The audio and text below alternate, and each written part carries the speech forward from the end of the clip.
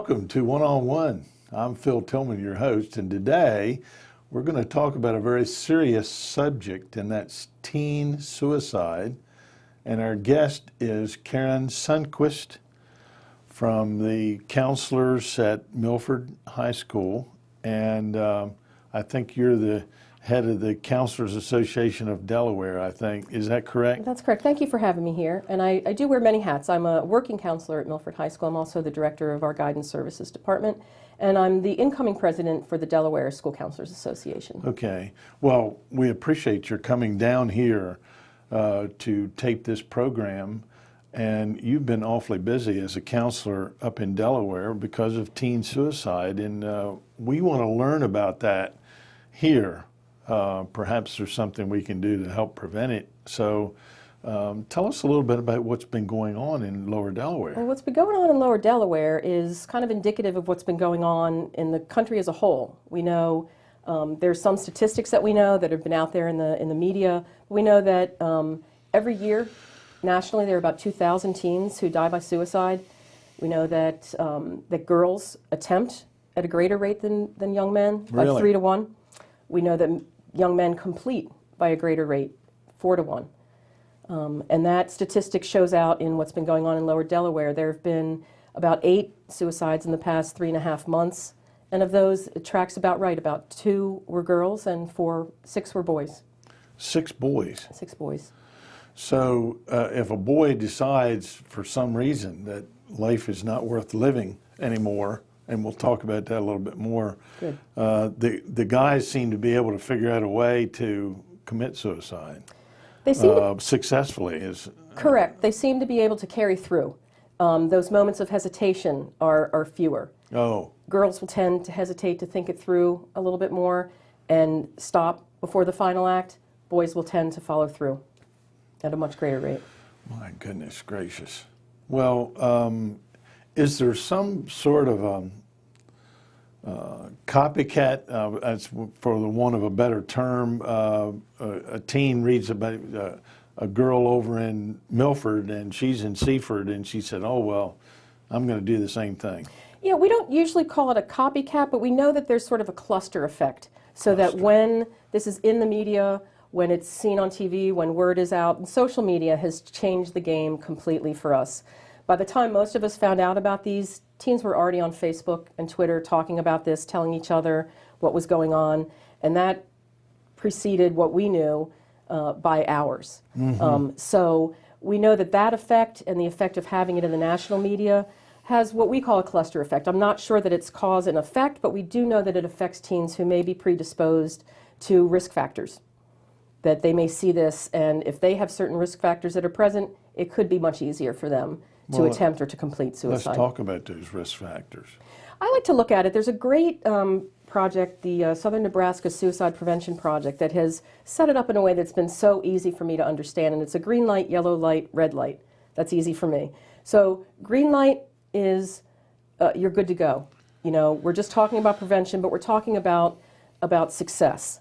Yellow light is more of a risk. Okay, we're seeing some risk factors, and red light is that big warning, just like a stoplight. Stop, get help. So when we're in a green light sort of situation, we know that there are kids who are having physical, mental, maybe substance abuse issues, but they're getting help for that.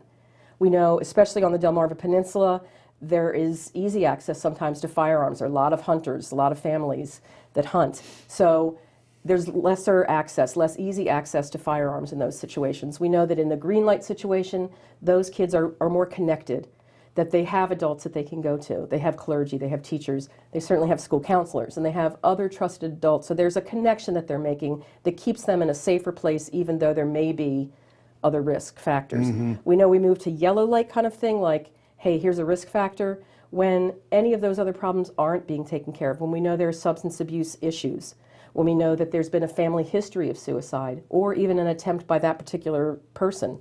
That raises the risk, obviously. Oh. When there's less restricted access to lethal weapons, firearms, any other kind of method of suicide, when there's less connection, those kind of things. And then we know, like, it raises to that red, really warning level when all of those risk factors are present, but now we've gone to an extreme level. There's talk about suicide.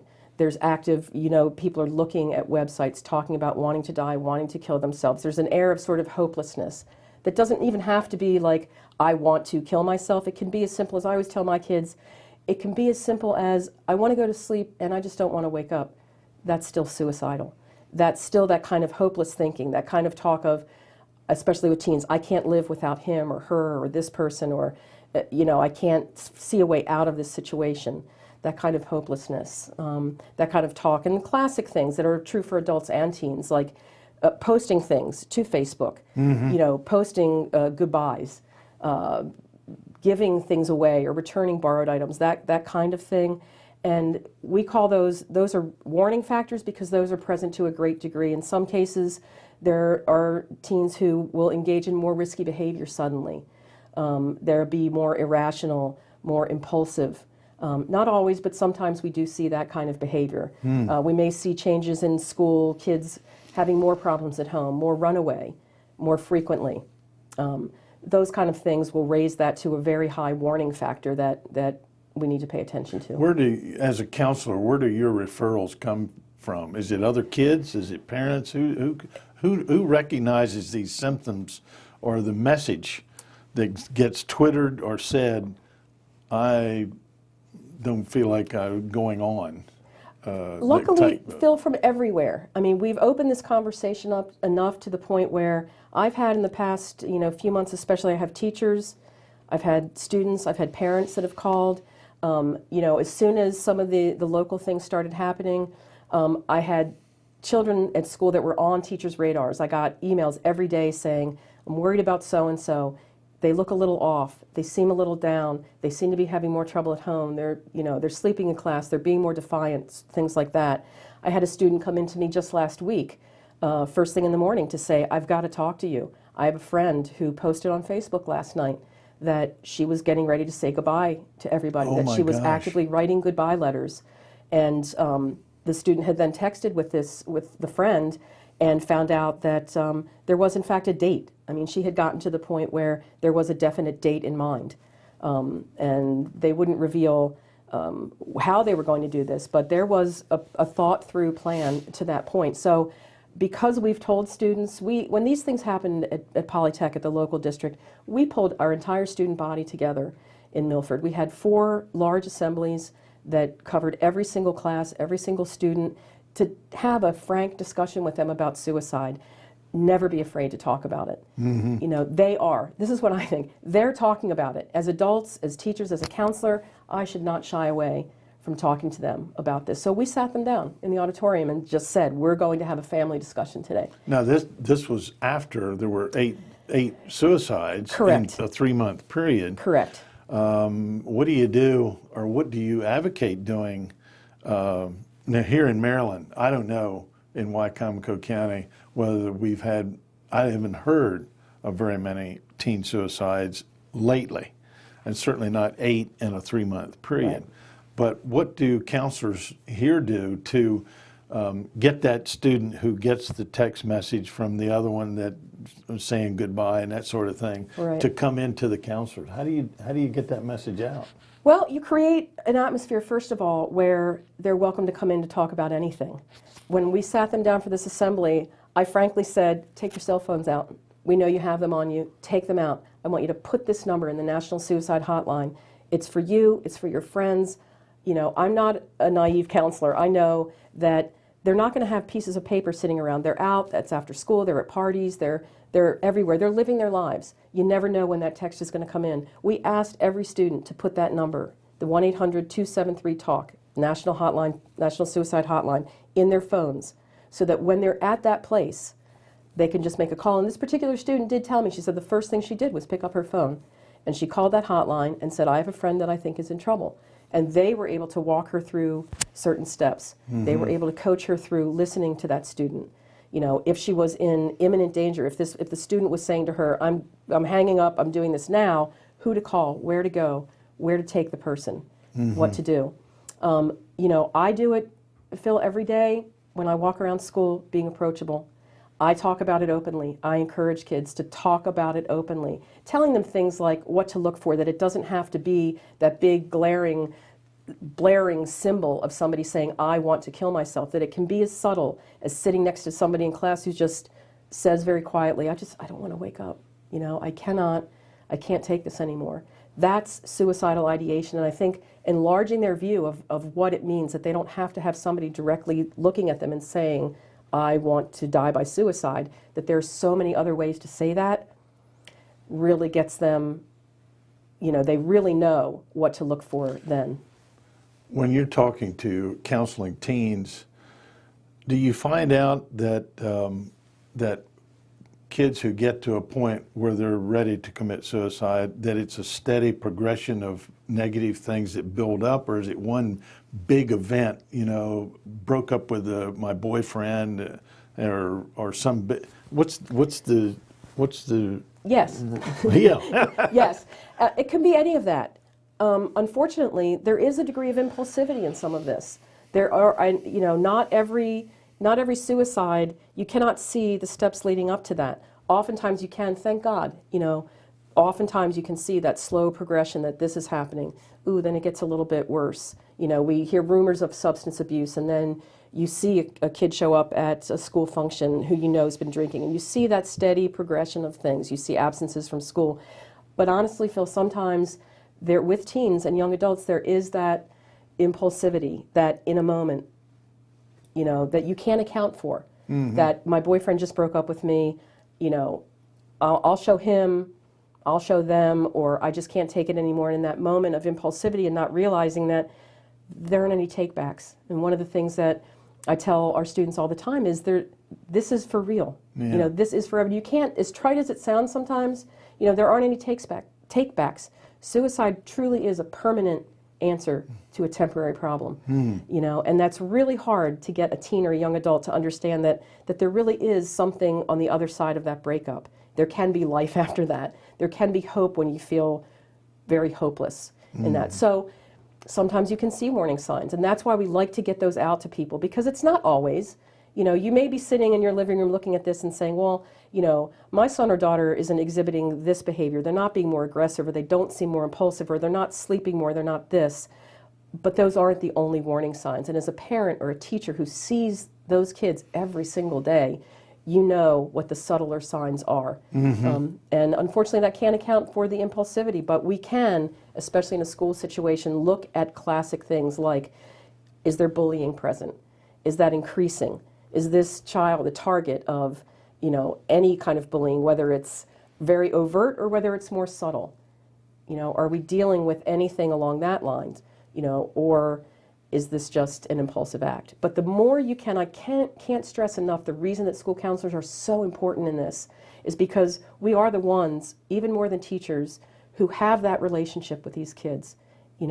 We are, in addition, I work in a high school, which means I do a lot of college preparation. I do a lot of transcript things, a lot of scheduling things.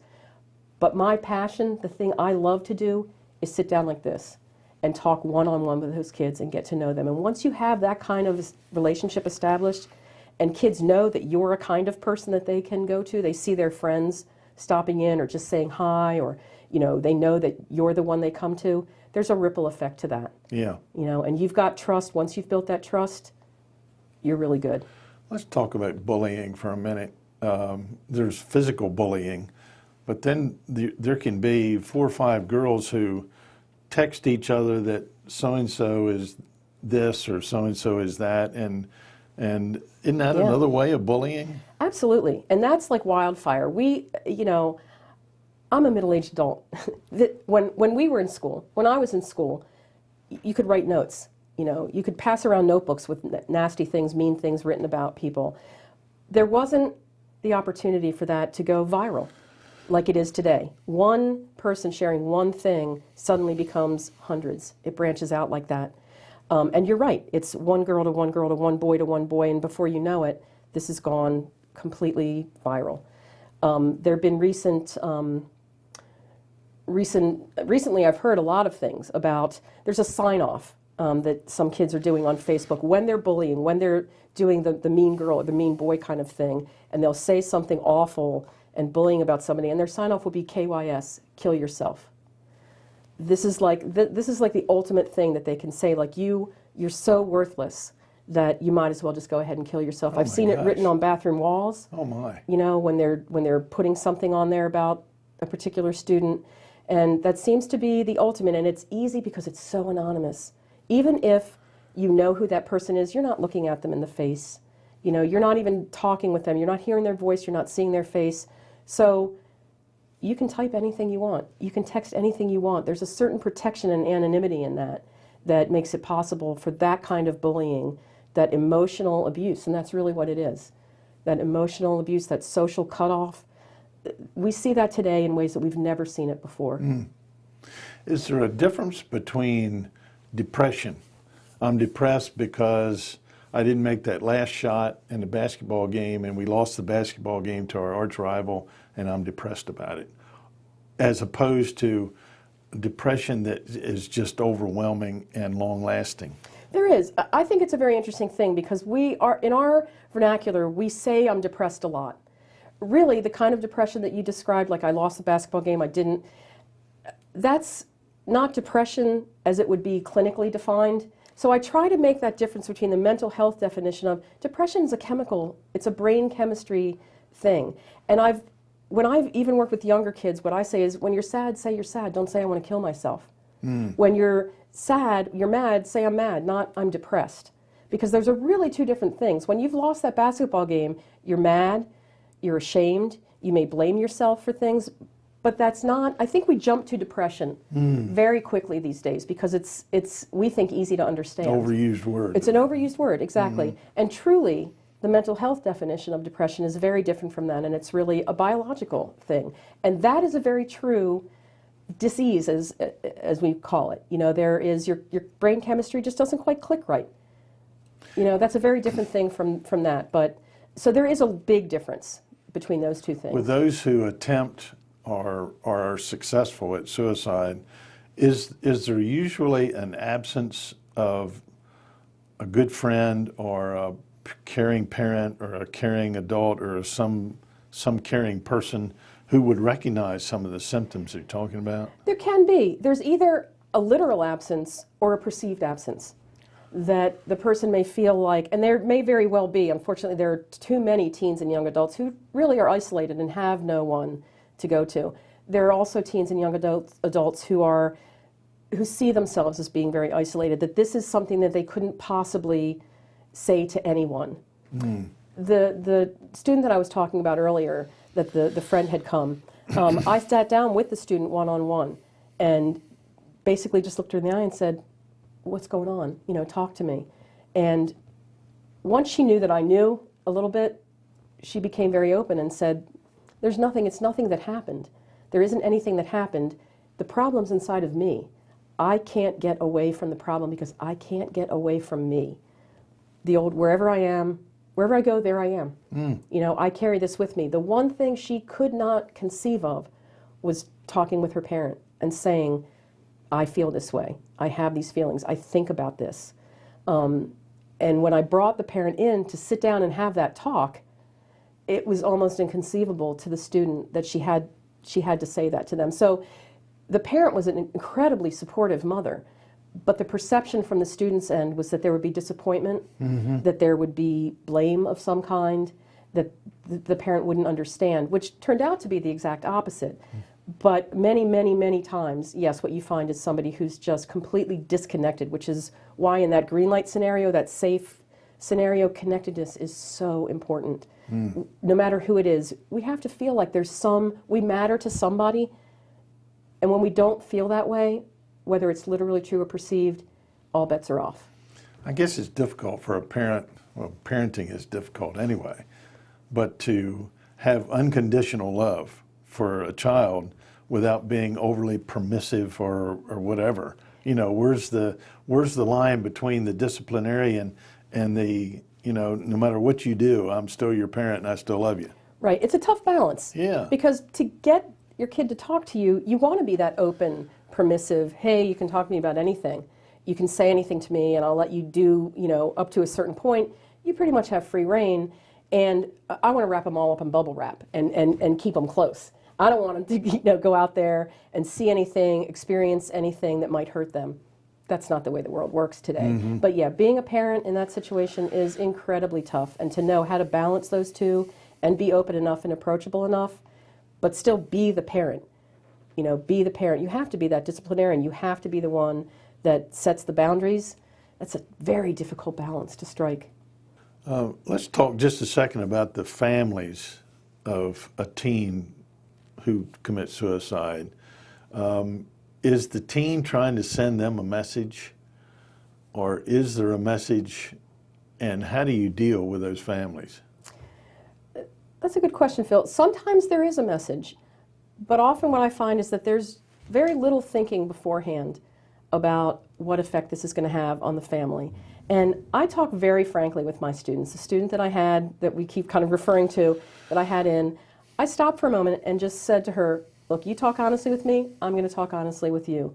And here's what I said: somebody's going to find you. Somebody will find your body. Let's talk about that. You know, we do not think about, when we're thinking about ending this, we think about our pain and which is normal. What we don't think about is what that's going to do to family, to extended family. This student and I had just talked a lot about nieces and cousins and other family things. We were just kind of having a conversation. So I brought it back to that.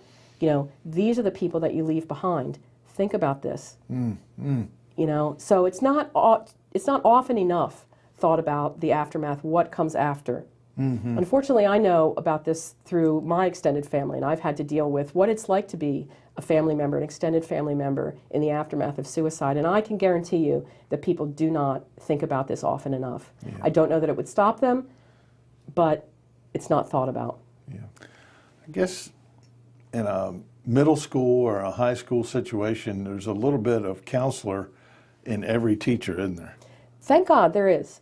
Absolutely. And we've worked hard at training our teachers to be that kind of like that partial counselor, you know, to be listeners, not just the old school, you know, reading, writing, and arithmetic and slap you on the wrist with a ruler when you're not paying attention, but to be in that classroom.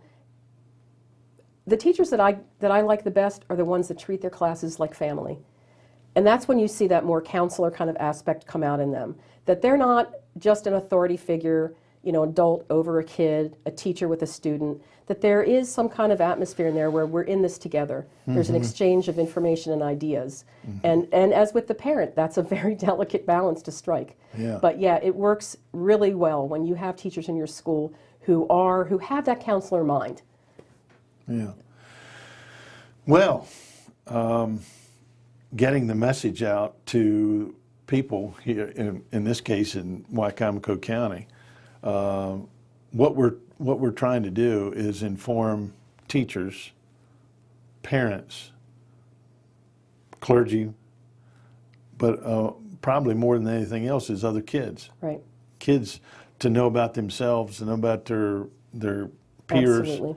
And so that must be a difficult step for a kid to come to you. You talked about being open and accessible in Milford High School, but that individual, whoever it is, might be the coach, might be the classroom teacher, might be the guidance counselor, right. might be anybody in right. that school, but more often, or perhaps just as often, it might be another kid.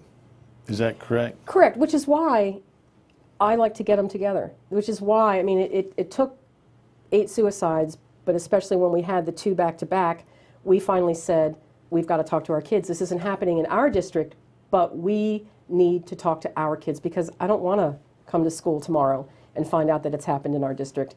So teaching kids to listen to each other, it's the first thing, the first step on that. What can I say? What do I do as a kid? Listen, listen, listen, listen. We listen to them. Teach them to listen to each other. There's a wonderful organization that's in some high schools, and hopefully we're getting it in my high school, Teens Against Teen Suicide, TATS. It's a national organization that has local chapters. With this kind of rash of suicides, there are many high schools that are now getting this group going, and that's all started by kids coming in and saying, we want to do this. This is not, I had a group of kids come to me the other day and say, we need to start this at our school. I said, great. You go out, you find the kids that are interested, I'll be an advisor, I'd be happy to support the club. but it's student run. It's based on student need, what students want to do for each other, and that's where it starts. Students helping students. So even more than, I would much rather have the assembly with the students or talk to a small group of students than have a teacher training at a faculty meeting, because it is students speaking to each other, students hearing those offhand comments. And like I said, with that social media, people that you've never, kids in my district were so affected by this suicide because it was a neighboring district, but they knew them. They were friends of friends of friends through Facebook. I mean, that crazy family tree that happens with Facebook and social media is what they're dealing with. So they're hearing things and seeing things and getting to them to help each other and talk to each other, knowing what to say. It's a very difficult thing to get a teen to come and talk to an adult, but helping them know what to say, to not freak out when you've got somebody sitting there or you're looking on Facebook, to know in that moment what to go into to say, I hear you. Man, that stinks. I hear you, and I want to help you, and I know where we can get help. That is so important. So saying it over and over and over and creating that atmosphere where they can do that really difficult thing to come forward is really, really important. Your experience is in the teen group, the middle and high school group. Correct. But the suicide rate that you mentioned goes up to age 24. I'm thinking of college students. Absolutely. Who are, this university right here, people from all over, Maryland, Delaware, states, different countries come in, and I guess there's perhaps an isolation there that doesn't even exist in high school, in that they can really be isolated in the college setting. Exactly. People are coming from such disparate backgrounds and different places and coming into that, and that isolation is just magnified when you get to a university setting like this. And in fact, that the isolation of post-high school, what that's like, in some of these 8 deaths that we've experienced, 2 of them that I know of have been in that sort of young adult category. They're just post-high school. So they were either, in their 20s, young, 18, 19, so they've graduated, but they're in that period right after high school where if you're not a college-bound student, if you don't have a secure, definite plan, that isolation is very, very big. Really at loose ends. Correct. Yeah. It's hard to have the group. Well, one of the schools that was affected terribly in Delaware was the Polytechnic School, Yes.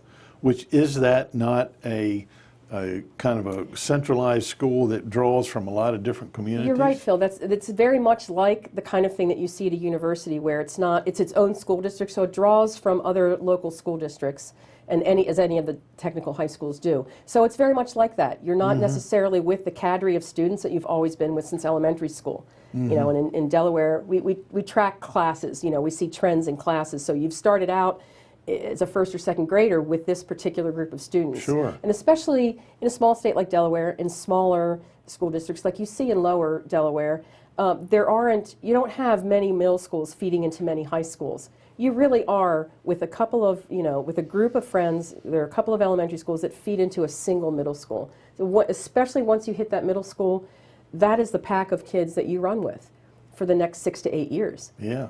So if you go out of that, You belong out of that somewhere. bubble, you belong. That is literally your family. So if you go out to a technical high school, it does become very much like that university setting where you're out of your element, you're away from your normal support groups, you're not even within your own community for 8 hours a day. Very different. Is there a tendency on some parents' part or others to deny that, well, this can't happen here? Oh, absolutely. Absolutely, which is not only parents, teachers, educators, counselors. I mean, I would love to stick my head in the sand at some point and just say, fabulous, this didn't happen in Got it my school solved. district, Mm-hmm. not a problem. But that's such a terribly naive stance to take, I think. And we do.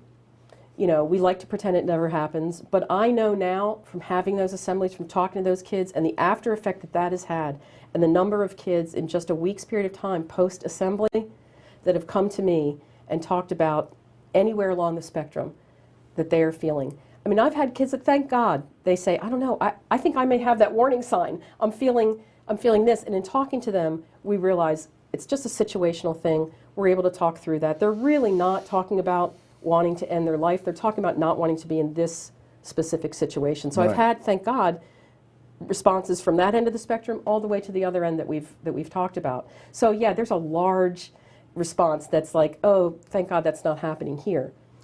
As this has hit the media, have other school systems in Delaware started to be more aware and trying to have programs like and information like you have provided here today that, hey, it could happen here? Absolutely. I think the response on the peninsula as a whole has been phenomenal. What you see in neighboring school districts is programs being brought in for prevention.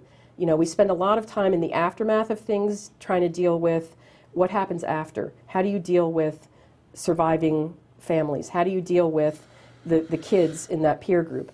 We don't spend a lot of time on prevention, which is now what's happening. And that's a phenomenal response. In Delaware, in Maryland, programs are coming into schools. People are getting trained to deal with looking at the risk and being preventative instead of responsive. Well, that's good. That's a good thing. And it's a good thing that you took time to come down here Thank you so today much. and help us to understand the depth of this problem and what perhaps we can, as adults, can do about it, and all the kids that'll be watching this as well. Thank God. So, Karen, thank you very, very much for taking the time to come down here and talk to us. We're not in your bailiwick, but kind of we are. We are. In a way. It's all of our bailiwick, I think. Yeah, it is. Yeah. It is. Well, thank you so much. Thank you so much. It's been very informative. Thank you, Phil. And thank you for being with us here on Pack 14 on this special segment with Karen Sundquist as we've talked about preventing teen suicide right here on Pack 14.